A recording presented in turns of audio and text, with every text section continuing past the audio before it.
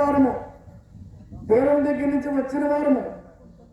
అయితే ఈ లోకములోకి వచ్చి మరి దేవుడు పంపించిన ఆ విధానాన్ని మర్చిపోయి ఈ లోకములో జీవన వ్యాపారంలో చిక్కుకొని పనిపాట్లలో పడిపోయి రోజంతా గడుపుకుంటూ వచ్చిన దారిని మర్చిపోయిన ప్రజలు అందరూ. అయితే మనం చూడండి, ఇప్పుడు ఎక్కడి నుంచి మేము ఒక దారి వచ్చేస్తాం, మళ్ళీ తిరిగి వెళ్ళాలంటే దారి ఏదో తెలియాలి. అందుకే యేసుక్రీస్తు ప్రభువు ఈ లోకానికి కన్యా మరియమ్మ గర్భాన జన్మించి పరిశుద్ధుడుగా పరిశుద్ధాత్మ వలన జన్మించి ఆయన పరిశుద్ధుడిగా జీవించి ఆయన ఒక మాదిరి చూపించాడు. ఆయనలో పాపము లేనటువంటి వాడుగా జీవించాడు. మాటలో కానీ క్రియలో కానీ పద్ధతిలో కానీ ఎక్కడా కూడా ఆ యేసుక్రీస్తు ప్రభువులో ఇక్కడ తప్పు పట్టుకోలేమండి. మన యేసుక్రీస్తు ప్రభు ఒక మాట అంటారు, నాలో పాపం ఉన్నదన్నవాడు ఎవరైనా స్థాపించను అంటారు. అంటే పాపం లేనివాడే ఛాలెంజ్ చేయగలడు. అలా పాపం లేనివాడే యేసుక్రీస్తు ప్రభు. ఆ పాపం లేనివాడిగా ఉన్న యేసుని మనం ఎందుకు నమ్మాలంటే మనలో ఆత్మ అనే ఆ ఒక ఆత్మ పెట్టాడు, ఆత్మ దీపం.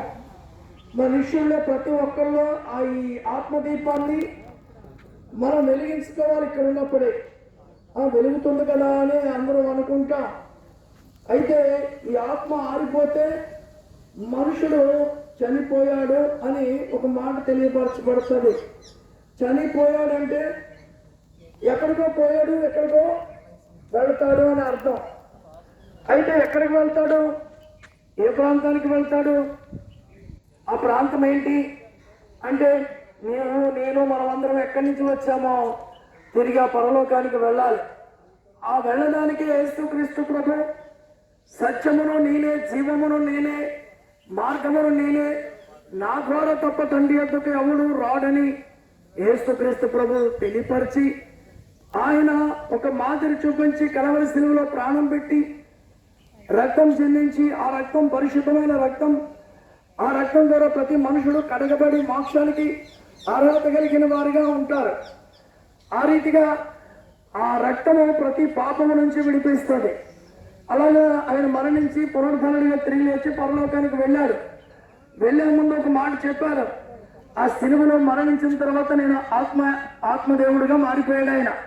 ఇదిగో మిమ్మల్ని ఎవరిని కూడా అనాథులుగా విడిచిపెట్టడం లేదు, నా ఆత్మను మీకు సంచికరువుగా ఇస్తున్నాను, ఏ సంగతులు మీకు బోధించాలో ఎలా నడవాలో మీకు నా ఆత్మ ద్వారా తెలియపరుస్తానని చెప్పడం జరిగింది. అలాగనే ఇప్పుడు దేవుడు ఎలా ఉన్నాడు అంటే ఆత్మై ఉన్నాడు, ఆత్మ రూపంలో ఉన్నాడు. ఆత్మతో సత్యంతో మనం ఆరాధన చేయాలి. అందుకొరకు యేసయ్య ఆత్మస్వరూపుడుగా ఉన్నాడు. మరి ఆయన ద్వారా పరలోక రాజ్యం ఉంది. ఏమన్నా శరీరం అయితే మట్టిలోంచి తీయబడింది, శరీరం అది చేయబడింది. ఆత్మ అయితే దేవుని దగ్గర నుంచి రాబడింది. మనుగా కలిసిపోయే దేహము ఎంతకాలం ఇక్కడ ఉంటుంది అంటే ఒక 70 సంవత్సరములు 80 సంవత్సరములు ఉంటుంది.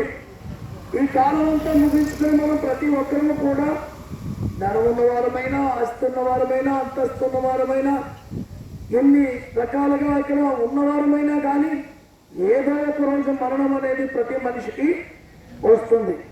ఆ మరణాన్ని జయించడానికి, ఆ మరణాన్ని విజయం పొందుకోవడానికి మనకి మాదిరిగా ముందు యేసుక్రీస్తు ప్రభువే మరణముతో మాట్లాడారు. ఓ